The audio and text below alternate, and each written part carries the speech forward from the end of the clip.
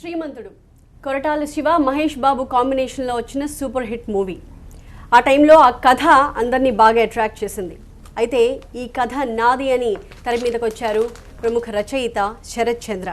ఆయన 2012లో రాసిన నవల చచ్చేంత ప్రేమనే శ్రీమంతుడిగా రూపొందించారు అన్నది ఆయన ప్రధానమైన ఆరోపణ. ఈ కేసులో తాజాగా క్రిమినల్ కోర్ట్ మహేష్ బాబుకి కొరటాల శివకి ఇద్దరికి నోటీసులు జారీ చేసింది. మరి దీని గురించి మాట్లాడడానికి ప్రస్తుతం రైటర్ శరత్ చంద్ర టీవీ9 స్టూడియోలో ఉన్నారు. శరత్ చంద్ర గారు, 2015లో శ్రీమంతుడి సినిమా వచ్చింది. మీరు అంత లేటుగా ఎందుకు స్పందించారు? అప్పుడే ఎందుకు మీరు బయటికి రాలేదు ఈ కథ మీదని చెప్పి? యాక్చువల్గా 2000 నేను శరత్ చంద్ర పేరుతో నేను పలు నవల్స్ రాశానమ్మా. స్వాతిలో కూడా చాలా వచ్చాయి. అయితే నా నవలని సినిమాల కోసం మాత్రమే రాసినవి కావు. సోషల్ ప్రాబ్లమ్స్ని ఎస్టాబ్లిష్ చేస్తూ నాకున్న సామాజిక నేపథ్యాన్ని బేస్ చేసుకొని, నాకున్న సామాజిక అవగాహన బేస్ చేసుకొని వివిధ సామాజిక అంశాలని రాస్తుంటా. ఆ రాసే క్రమంలో ఈ చచ్చేంత ప్రేమ యాక్చువల్గా ఇది ఒక అమ్మాయి అబ్బాయికి చెప్పిన మాట కాదు. ఇది ఇతను భూమి అంటే వాళ్ళకి చచ్చేంత ప్రేమ అని ఒక దగ్గర ఒక పదం వాడతాడు.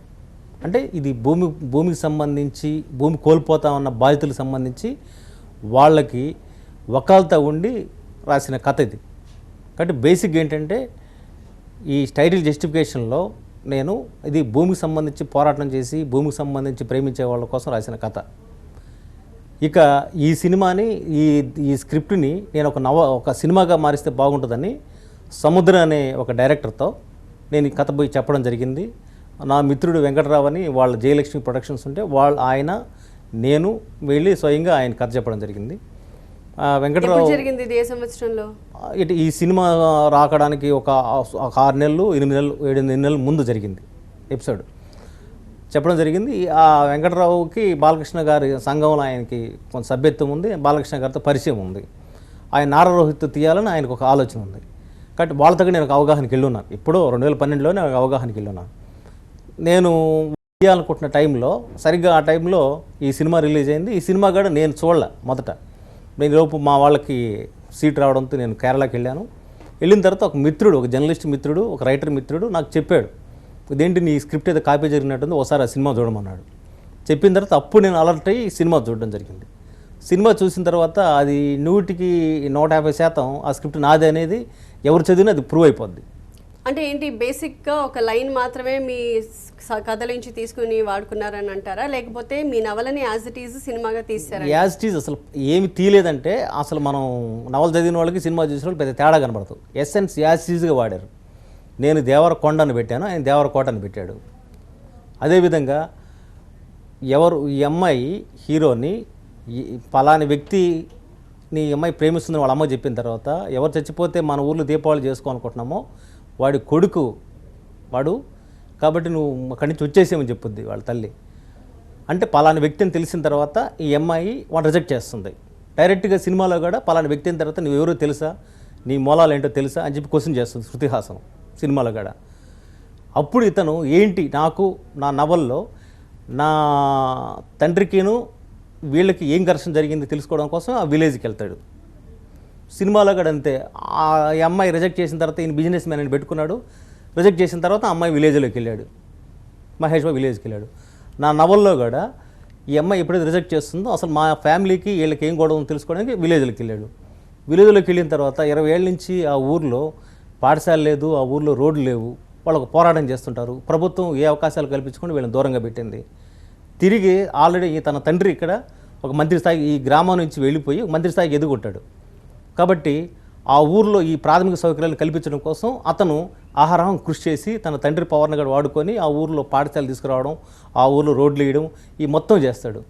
జస్ట్ ఆ డెవలప్మెంట్ అనే పేరునే ఈయన శ్రీమంతుడిని పేరుతో ప్రాజెక్ట్ లాగాడు. నేను దత్తని పదం వాడలేదు, కానీ యాజ్ ఇట్ ఈజ్గా ఆ డెవలప్మెంట్ యాక్టివిటీస్ ఇది. ఇప్పుడు దత్తత ఎక్కడైనా తీసుకోవచ్చు, ఎవరైనా వాడుకోవచ్చు, మనకు అభ్యంతరం చెప్పాం. ఇక్కడ మన సిమిలారిటీసు, ఇద్దరు కాలేజీలో చదువుతున్న అమ్మాయి అబ్బాయి ఒకే కాలేజీలో అనేది ఒక సిమిలారిటీ. ఆ అమ్మాయి రిజెక్ట్ చేయడం అనేది ఒక సిమిలారిటీ. రిజెక్ట్ చేసిన తర్వాత ఆ ఊర్లోకి రావడం అనేది ఒక సిమిలారిటీ. ఆ ఊరికి సంబంధించిన వ్యక్తి ఆ ఊర్లో దాటిపోయి బయటికి వెళ్ళడం అనేది, అంటే జగదోబ క్యారెక్టర్ బయటికి వెళ్ళడం అనేది ఒక సిమిలారిటీ. బయటికి వెళ్ళిన తర్వాత ఒక కారణం చేత ఆయన బయటికి వెళ్ళాడు అనేది నేను ఎస్టాబ్లిష్ చేశా. అదే కారణం ఈయన ఎస్టాబ్లిష్ చేశాడు. మళ్ళీ తిరిగి ఆ గ్రామంలోకి ఆయన వచ్చే ముందే ఇతను ఈ డెవలప్మెంట్ మొత్తం ఇక్కడ చేసుకొచ్చిన తర్వాత ఇదంతా డెవలప్మెంట్ అవుతున్న క్రమంలోనే ఇతను ఆ ఊర్లోనే షెల్టర్ తీసుకుంటాడు. ఎవరు హీరోయిన్ ఇంట్లోనే షెల్టర్ తీసుకుంటాడు నా నవల్లో. సినిమాలో కూడా హీరోయిన్ ఇంట్లోనే షెల్టర్ తీసుకుంటాడు. ఆ తర్వాత ఆ ఊర్లో భూమి పోరాటం జరుగుతూ ఉంటుంది. ల్యాండ్ పోయిన బాధితులు ఇక్కడ కోస్టల్ కారిడార్ అనే పేరుతో ఈయన ఆ భూమి పోయే వాళ్ళని భూమి లాక్కోవడం అనేది ఇక్కడ జరుగుతుంది. సో వాట్ యాసిడ్ కంటెంట్ అదే ఉంది కదా, తేడా ఏముంది ఇక్కడ? ఎసెన్స్ ఏం తేడా ఉంది? ఊరి పేరు దగ్గర నుంచి కిన్షిప్ దగ్గర నుంచి ఇవన్నీ యాసిడ్స్గా ఉన్నాయి కదా. కాకపోతే నా దాంట్లో మంత్రి అన్నారు, ఇక్కడ కేంద్ర మంత్రి అన్నాడు. ఆ కేంద్ర మంత్రిగా నా దగ్గర 2 కొడుకులను పెట్టాను, ఆ కొడుకునే పెట్టాడు. మీకు అక్కడ ఏం తేడా ఉంది? మీరు చదవండి, నవల కూడా మీకు ఇస్తాను. ఇందులో ఏమైనా తేడా ఉంటే నేను కోర్టు నుంచి కూడా విత్డ్రా చేసుకుంటాను. ఈ విషయాన్ని ఇప్పటికే రైటర్ అసోసియేషన్ కూడా గుర్తించింది. అయితే వారు నాకు న్యాయం చేసే విషయంలో ఆచిన స్థాయిలో ముందుకు వెళ్ళాక నన్ను కోర్టుకి వెళ్ళమన్నారు. ఈరోజు నేను ఈ సినిమా చూసిన తర్వాత ఈ యాజ్ ఇట్ ఈజ్ మీ నవల అని మీరు కన్ఫర్మ్ చేసుకున్న తర్వాత ఇమ్మీడియట్గా ఫస్ట్ ఏం చేశారు? ఎవరితో మాట్లాడారు? సాధారణంగా అయితే సినిమా యూనిట్తో, డైరెక్టర్తో కానీ ప్రొడ్యూసర్తో కానీ మాట్లాడతారు. మీరు ఆ పని చేశారా? ఎస్, ఆ పని చేశాను. కొరటాల శివ గారికి చెప్పాను, నేను ఆల్రెడీ ఈ ప్రాజెక్ట్ వేరే వాళ్ళకి ఇచ్చానండి, నవలు ఇచ్చాను, మేము చేయాలనుకుంటున్నాము, నేను కూడా పార్ట్నర్షిప్ కలిసి చేయాలనుకున్నాను, ఇది సోషల్ ప్రాబ్లం ఉంది. మరి అంటే నేను ఫస్ట్ ఆయన బంధువు, ఆయన మిత్రుడు ఒక ఆయన బుజ్జో బాబ్జీ నాకు ఆయనతో ఆయన నెంబర్ నా దగ్గర ఉంటే ఆ నెంబర్తో మాట్లాడిన తర్వాత ఆయన యూఎస్లో ఫారిన్లో ఉన్నాడు, ఈ శ్రీమంతుడు ఎంజాయ్మెంట్లో ఉన్నాడని చెప్పని ఆయన చెప్పుకొచ్చాడు, ఫ్యామిలీ తెలియడని. ఆయన వచ్చిన తర్వాత నాకు కాల్ చేయమన్నాను. వచ్చిన తర్వాత కాల్ చేసిన తర్వాత ఆయన ఇప్పటికే మా వాళ్ళు చూశారు, మీది వేరు నాది వేరు అన్నాడు. అయితే ఆల్రెడీ నాకు ఒక సొసైటీలో ఒక ఇమేజ్ ఉంది కాబట్టి, గౌరవం ఉంది కాబట్టి, నేను మీకు స్క్రిప్ట్ ఇచ్చి వాళ్ళకి స్క్రిప్ట్ ఇచ్చి ఆ చెడ్డ పేరు నాకు తీసుకురావకండి. దయచేసి ఇది రైటర్ అసోసియేషన్లో పెట్టండి, నేను కూడా రైటర్ అసోసియేషన్ మెంబర్ని. రైటర్ అసోసియేషన్ ఈ స్క్రిప్ట్ నాది కాదని వాళ్ళు కానీ డిసైడ్ చేస్తే నాకు అభ్యంతరం లేదు, ఆ లెటర్ నాకు ఇస్తే చాలని చెప్పాను. నాకు అభ్యంతరం లేదన్నాడు. అన్నాడే కానీ ఆయన ముందుకు పోలా. ఆ తర్వాత నేను నా మిత్రుడు చంద్రశేఖర్ రాజా ద్వారా పరచూరు గోపాలకృష్ణ గారిని అప్రోచ్ అయ్యాను. పరచూరు గోపాలకృష్ణ గారు కూడా తీసుకెళ్ళి ఆయనే రైటర్ అసోసియేషన్లో పెట్టారు. మొత్తం మీద ఇది నాదనేది సినిమా పెద్దలందరిలో కూడా ఒక అవగాహన వచ్చింది. ఇంకా చెప్పాలంటే నన్ను కొంతమంది పిలిచి కొంత బేరసారాలుగా ఆడారు. ఆడిన నేను ఒకటే చెప్పా, ఈ స్క్రిప్టు నాదని మీరు భావించారు కాబట్టి నాకు తెలుగులో మీరు నేమ్ వేయడానికి సాధ్యం కాదు, ఆల్రెడీ వచ్చేసింది. హిందీలో తీస్తున్నారు హృతిక్ రోషన్తో అని చెప్పని ఆల్రెడీ మీడియాలో నెట్లో వచ్చేసింది అప్పటికే సమాచారం. మీకు ఆ కాపీ కూడా హృతిక్ రోషన్తో తీస్తున్న కాపీ కూడా మీకు చెప్పి న్యూస్ వచ్చింది. కాబట్టి హిందీలోనే నాకు నేమ్ ఇవ్వండి సార్, డేట్ లైన్ క్రెడిట్ ఇవ్వండి అని అడిగి నేను డబ్బు కూడా మాట్లాడలేదు. వాళ్ళ దగ్గర నుంచే నాకు 5 నుంచి 10-15 లక్షల దాకా వాళ్ళు బేరం ఆడారు. ఎస్, నాకు 1 లక్ష రూపాయలు అయితే సంతోషపడేవాడిని ఈ సినిమా తీయక ముందు, నాకు అభ్యంతరం లేదు. ఎందుకంటే మహేష్ బాబు అంటే నేను కూడా మా ఇంట్లో పిల్లలందరూ కూడా మహేష్ బాబు ఫ్యాన్స్ వ్యక్తిగతంగా. నేను కూడా మా వాడిని అంత మహేష్ బాబు కళ్ళలాగా ఉన్నాయంటాను. అయితే వ్యక్తిగతంగా ఉండే ఆరాధన వేరు, నా నవల నా బిడ్డది, నా బ్రెయిన్ చైల్డ్. కాబట్టి ఇది అన్యాయం కావడం వేరు. నేను దాసర్ గారి దగ్గరికి వెళ్ళాను, వారు కూడా చూశారు, దరిదాపు స్క్రిప్ట్ యాసిటీస్గా ఉందని కూడా ఆయన కూడా ఫీల్ అయ్యారు. సరే, ఏదైనా సరే ఇక్కడ నేను చెప్పదలసింది ఏంటంటే స్క్రిప్ట్ నాదని ఫీల్ అయిన తర్వాత నాకు జరగాల్సిన రీతిలో జరగకపోవడం అనే అన్యాయం జరిగింది కాబట్టి కొద్దిమంది సినిమా పెద్దలే ఎస్ మీరు కోర్టుకి వెళ్ళమన్నారు.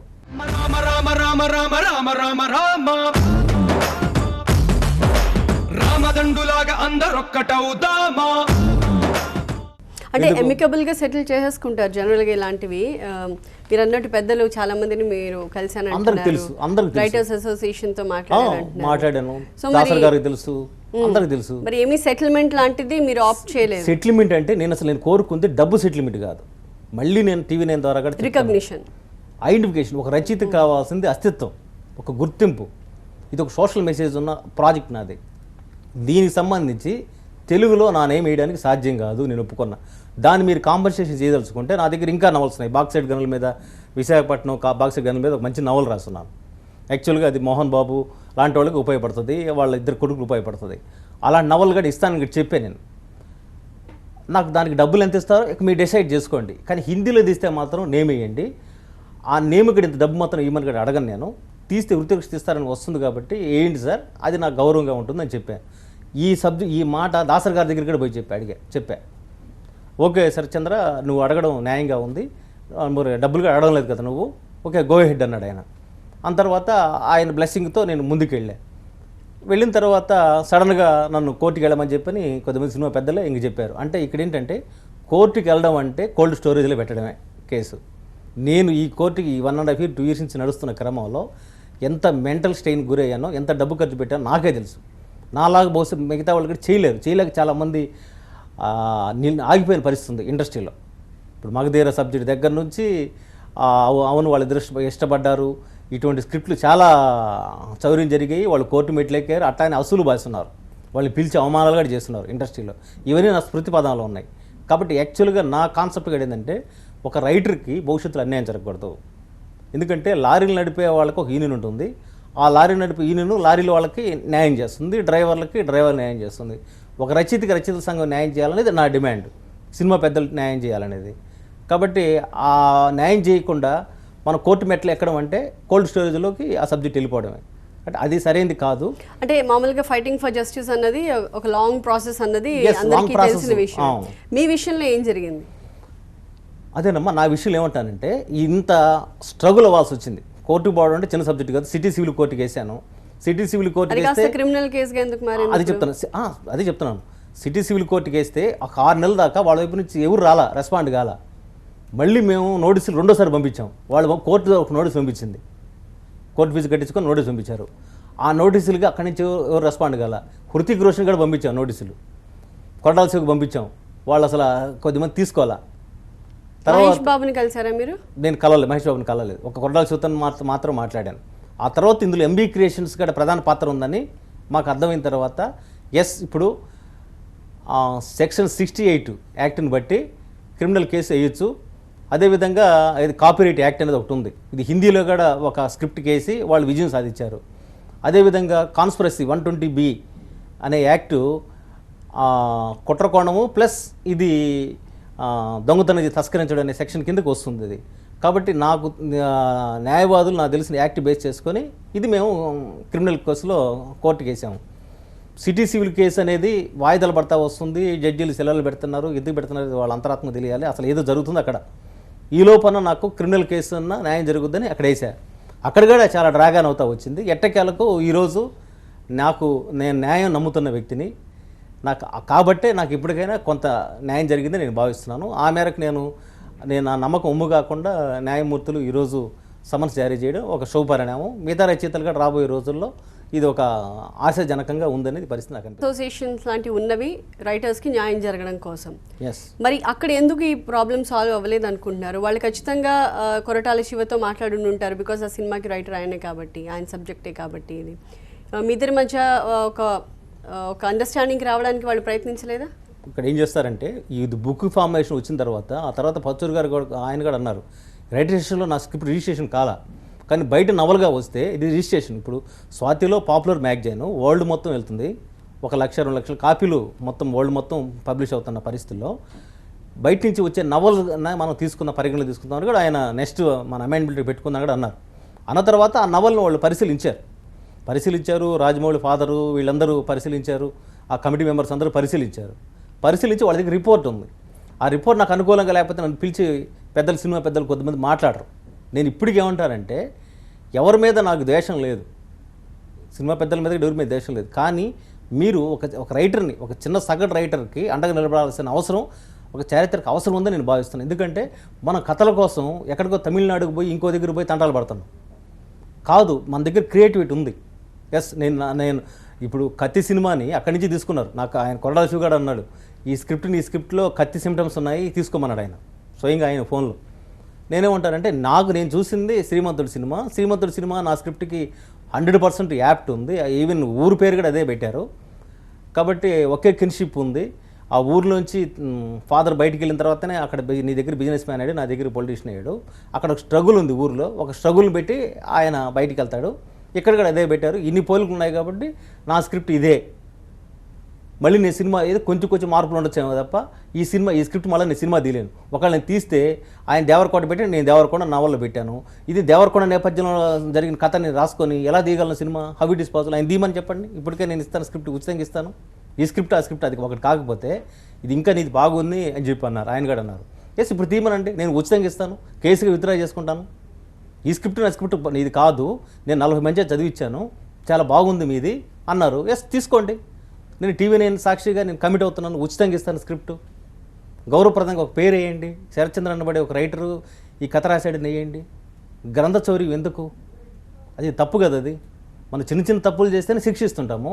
అలాంటిది ఇంత మేధోపరమైన పరిశ్రమని ఇలా చేయడం అనేది చాలా దారుణం. ఇది కదా, అంటే ఇంతకంటే పద్యాలను వాడడం నాకు ఇష్టం లేక నేను వాడడం లేదు.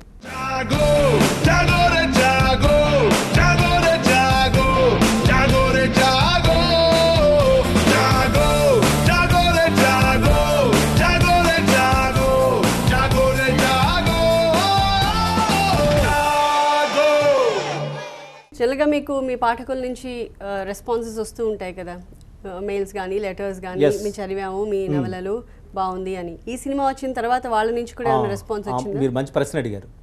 నేను దీని తర్వాత ఫేస్బుక్లో నా అకౌంట్లో పెట్టి మీరు మాకు నవలు పంపండి అన్నారు. ఇప్పటికీ ఉన్నాయి ఆ పోస్టింగ్స్ అన్ని చూసుకోవచ్చు.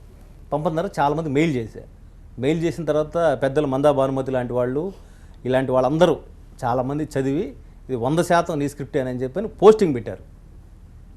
ఇంతకంటే సాదృశ్యం ఏం లేదు. నేను కాదు, ఓపెన్గా రైటర్స్, ముచ్చెల రజనీ శకుంతల, మందా భానుమతి, ఇటువంటి రైటర్స్ అందరూ ఎంతో ప్రతిష్ట పొందిన గీతిక, తర్వాత భాగ్యశ్రీ, వీళ్ళందరూ చదువుకున్న వాళ్ళందరూ పెట్టారు. నేను ఓపెన్గా పెట్టి ఇది ఇప్పటికీ ఎవరు అడిగినాక నేను మెయిల్ పంపిస్తాను, నాకు అభ్యంతరం లేదు. చదువుకోండి, ఈ నవల నాది కాదని ప్రూవ్ అయితే మీరు కానీ భావిస్తే ఏ ఒక్కరు ఈ స్క్రిప్ట్ నీది కాదు అని ఏ ఒక్కరు నాకు చెప్పినా నేను కేసు TV9 సాక్షి విత్డ్రా చేసుకోవడానికి సిద్ధంగా ఉన్నాను. ఇంతటితో మాత్రం ఆపం. ఇది అంతం కాదు, ఇది ఆరంభం. ఎందుకంటే నాకు జరిగిన అన్యాయం మాత్రమే కాదు, నేను రచయితల పక్షాన పోరాటం చేస్తున్నా. ఇక్కడ నా వ్యక్తిగత స్ట్రగుల్ కాదు ఇది. వ్యక్తిగతంగా స్ట్రగుల్ చేసే ఓపిక తిరిగ్గా నాకు లేదు. నాకు ఇతర అప్లికేషన్స్ ఉన్నాయి, నేను అక్కడ బిజీగా ఉంటాను. ఇప్పుడు ఇక్కడ మాత్రం నేను ఒక సగటు రచయితగానే రచయితల పక్షాన బట్టి నేను పోరాటం చేస్తాను. అందుకే ఇంత టైము, ఇంత డబ్బు నేను వినియోగించాల్సి వచ్చింది. ఒకరోజు కోర్టుకి వెళ్ళాలంటే నాకు ₹1000 ఖర్చు అవుద్ది. లాయర్లకి ఒక వాయిదాకి వేయాలంటే కూడా వాళ్ళకి డబ్బులు ఇవ్వాల్సి వస్తుంది. ఎవరు ఒక రోజంతా కూర్చోవాలి, వాళ్ళు పొద్దున్న నుంచి సాయంత్రం 5 దాకా కూర్చుంటే వాళ్ళు కేసు 5 గంటలకు 5:30కి వస్తుంది. పొద్దున్న సాయంత్రం దాకా కూర్చుంటే వాళ్ళ లాయర్ రాడు, వాళ్ళు అసలు హర్టిగ్రేషన్ రాడు, కొరటాల శివ లాయర్ రాడు. 6 నెలలకు 7 నెలలకు వాళ్ళు అపీర్ అయ్యారు సివిల్ కోర్టులో. పైకి నేను వేసింది ఇంజక్షన్ ఆర్డర్. మీరు చూడండి, 1 వీక్లో నాకు ఇంజక్షన్ ఆర్డర్ ఇవ్వమని 1 వీక్లో ఇవ్వాలని చెప్పని వాళ్ళు నోటీస్ జారీ చేస్తే 1 వీక్ 6 మంత్స్ వెళ్ళిపోయింది. హిందీలో సినిమా వచ్చిన తర్వాత నేను చేయగలిగేది ఏముంది? ఇప్పటికి రాలా, నాకు 1.5 year అవుతుంది. సిటీ సివిల్ కోర్టులో నేను కేసు వేసి ఇంజక్షన్ ఆర్డర్ కోసం నేను వేస్తే, ఇంజక్షన్ ఆర్డర్ అంటే ఏంటమ్మా, ఎమర్జెన్సీ కదా, అది వెంటిలేటర్లు పెట్టినట్టే కదా, మరి ఇమీడియట్గా నాకు రావాల్సి ఎందుకు ఇప్పటిదాకా రాలేదు? అంటే ఎక్కడ తెరనికి ఏం జరుగుతుంది, తెర మునికి ఏం జరిగింది కూడా ఒక కామన్ పీపుల్కి తెలియాల్సిన అవసరం ఉంది కదా. 6 days నాకు 1 వీక్లో మీరు ఆన్సర్ ఇవ్వండి అని చెప్పి ఆయన ఫస్ట్ జడ్జి ఇచ్చాడు. 1 వీక్ అనేది ఈ రోజు దాకా ఎందుకు ఆగిపోయింది? సిటీ సివిల్ కోర్టు నుంచి ఎందుకు రాలేదు? ఇంజక్షన్ ఆర్డర్ అంటే ఏంటి అర్థం? హిందీలో తీయకుండా జెమినీలోనో ఇతర ఛానల్స్లో జీటీవీలోనో వస్తున్నాయి కదా, అక్కడ రీకాస్ట్ చేయకుండా నేను ఆర్డర్ కొట్టడం అనమాట. ఆపా. నాది పలాంది, ఇది వేరు వేరేని ప్రూవ్ అయ్యే వరకు దాన్ని ఆపమని చెప్పా. ఇది నా హక్కు, ఒక రైటర్గా నా హక్కు. నేను అడిగా. ఇప్పటికే నాకు సివిల్ కోర్టులో న్యాయం జరగకపోవడం వల్ల, ఆలస్యం అవడం వల్ల నేను క్రిమినల్ కోర్టుగా ఆశ్రయించాల్సి వచ్చింది. ఇది కాన్స్పిరసీ. కాబట్టి ఖచ్చితంగా ఒక సామాన్య రైటర్గా నేను పోవడం అనేది నా హక్కు, ఒక ప్రజాస్వామిక హక్కు. ఇప్పటికైనా ఇండస్ట్రీలో నాకు ఈ సబ్జెక్టులో దాసరి గారు పెద్ద మనిషి, ఆయన పాజిటివ్గా స్పందించాడు. ఆయన మీద నాకు 100% నమ్మకం ఉంది. ఆయన మాట్లాడిన తీరుని కానీ, ఆయన మాట్లాడిన వ్యవహార శైలి కానీ, ఇవన్నీ కూడా నాకు ఒక ట్రస్ట్ ఉంది. అదేవిధంగా పరుచూరు గోపాలకృష్ణ గారు ఆయన చొరవ తీసుకొని రైటర్ స్టేషన్లో పెట్టకపోతే ఈ నవల నాదని కూడా అక్కడ వెలుగు చూసేది కాదు. కాబట్టి ఇద్దరు పెద్దల మీద నాకు నమ్మకం ఉంది. వారిని నేను ఈ సందర్భంగా నేను వాళ్ళు విజ్ఞప్తి చేసేది ఏంటంటే, నేను మీ మీద కేసీఆర్ నాకేం లేదు. ఆ తర్వాత నేను మధ్యవాదానికి కూడా వెళ్ళాను. తమ్మారెడ్డి భారద్వాజ గారు కూడా ఈ సబ్జెక్టులో ఆయన దగ్గర నేను పోయి చెప్పాను. అక్కడి నుంచి కూడా ఆయన కూడా నిస్సహాయుడు అయ్యాడు. ఏదో ఒక అమౌంట్ ఏర్పాటు చేస్తానట్టుగా అన్నారు. నేను వారికి కూడా చెప్పాను, నాకు డబ్బు కాదు సార్ ఇంపార్టెంటు, లైన్ క్రెడిట్ అన్న. అక్కడి నుంచి కూడా ఏంటి, ఇంతటితో ఎంత కొంత ఏర్పాటు చేస్తే ఇంతటితో సెటిల్ చేసుకొని ప్రెస్ మీట్లు ఇద్దరు కలిసి పార్టిసిపేట్ చేయమన్నారు. అసలు అదేంటిది? నేను పేరు కావాలని అంటుంటే మీకు 5 లక్షలు 10 లక్షలు డబ్బులు ఇచ్చేస్తాము, మీరు కూర్చొని ఇద్దరిలో జాయింట్ ప్రెస్ మీట్ అంటే అసలు రైటర్స్ అంటే ఏమనుకుంటున్నారు వీళ్ళు? బిచ్చగాళ్ళ? They are not beggars. Pakudurallu రాసిన భారద్వాజ గారు కంజినీళ్ళు తాగి ఆ నవల రాశాడు. తర్వాత ఇప్పుడు ఆయన అవసాన దశలో దానికి అవార్డు వచ్చింది. అంటే రైటర్స్ చాలా తపన ఉంటుంది లోపల, చాలా పెయిన్ ఉంటుంది. ఒక రచన చేయాలంటే అర్ధరాత్రులు మధ్యలో లేచి రాస్తారు కాన్సెప్ట్, ఒక మలుపు రావాలంటే. అందులో సోషల్ ప్రాబ్లం రాసేటప్పుడు ఇంకా లోపల చాలా బర్నింగ్ ఉంటుంది. ఎప్పటికప్పుడు సొసైటీని అబ్జర్వ్ చేసి రాసే రచనలలో కన్ను ఎప్పుడు చదవని పుస్తకమై వీరు చదివేస్తున్నారానందంగా ఒకరిని ఇంకొకరు.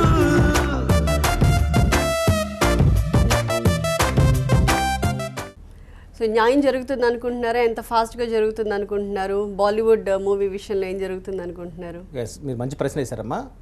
ఖచ్చితంగా ఇది హిందీలో తీస్తే, ఇప్పుడు హిందీ హృతిక్ రోషన్ కూడా మేము కేసులు పెట్టాము, ఆయన కూడా పంపించాము, నోటీస్ పంపించాము. ఇప్పుడు కూడా సిటీ సివిల్ కోర్టుకు వాళ్ళు ఎవరు ప్రాపర్ రెస్పాండ్ కాలేదు. అంటే హిందీలో పోద్ది కాబట్టి ఆయనకి ఇచ్చాం నోటీసులు.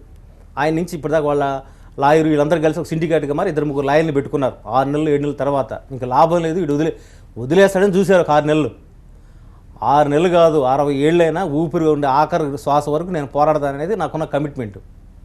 వదలను. ఒకవేళ నేను చచ్చిపోయినా నా కొడుకైనా ఈ ఉద్యమం తీసుకెళ్తాడు అనుకుంటాడు. అదే నా కమిట్మెంటు. నేను పూర్తిగా ఒక రచయితకి, సాధారణ రచయితకి అన్యాయం జరగకూడదు అనేది నాకున్న కాన్సెప్టు. కాబట్టి ఇక్కడ వదిలేదు లేదు. హిందీలో అంటూ వాళ్ళు తీస్తే ఖచ్చితంగా నేను హ్యూమన్ రైట్స్ కమిషన్ పోతాను. ఇంకా నా దగ్గర అంబులపతిలో చాలా అస్త్రాలు ఉన్నాయి, అవన్నీ కూడా నేను ఉపయోగిస్తాను. సో ఇప్పుడు మీరు చెప్తున్న దాని ప్రకారం చూద్దాం, ఇండస్ట్రీలో ఏమైనా కదలిక వస్తుందా రాదా కథల పరంగా అన్నది. కానీ ఇప్పుడు మన మెయిన్ పాయింట్ శ్రీమంతుడు కథ మీది, ఆ రికగ్నిషన్ మీకు రావాలి అని మీరు ఏదైతే పోరాటం చేస్తున్నారో దానికి సంబంధించి మరి సినిమా యూనిట్ దానికి యాక్సెప్ట్ చేస్తుందా, ఈ కథ మీది అని ఆ క్రెడిట్ మీకు ఇవ్వడానికి సిద్ధపడుతుందా లేదా? మరోవైపు కోర్టు నోటీసులు కూడా సర్వ్ చేస్తుంది కాబట్టి కోర్టులో మీకు న్యాయం జరుగుతుందా? నేను కూల్గానే సాల్వ్ చేసుకోవాలనుకుంటాను మేడం. వాళ్ళని కోర్టులో శిక్షించాలని, వాళ్ళకి శిక్షలు పడాలని నాకైతే లేదు. నాకు ఆఖరి అస్త్రంగానే నేను కోర్టు దగ్గరికి వెళ్ళాను తప్ప నేను ముందంతా వీళ్ళ చుట్టూ తిరిగా. దాసరి గారి చుట్టూ, పరశురు గోపాలకృష్ణ చుట్టూ, రైటర్స్ చుట్టూ మొత్తం తిరిగా. వాళ్ళందరూ ఏంటంటే ఇట్లా నెట్టేసేసారు, కోర్టుకి నెట్టేస్తే వీడి తంటాలు పడతారనుకున్నారు. అది సరైనది కాదు. నేను మీ బిడ్డని, దగ్గర తీసుకోండి, హక్కును చేర్చుకోండి, నాయన మేము ఉన్నామని చెప్పండి. Let's see what will happen. So మీకు ఎక్కడ న్యాయం జరుగుతుంది, ఎలాంటి న్యాయం జరుగుతుంది అన్నది చూద్దామండి. థ్యాంక్స్ అలాట్ శరత్ చంద్ర గారు. That's all for now. చూస్తూనే ఉండండి TV9.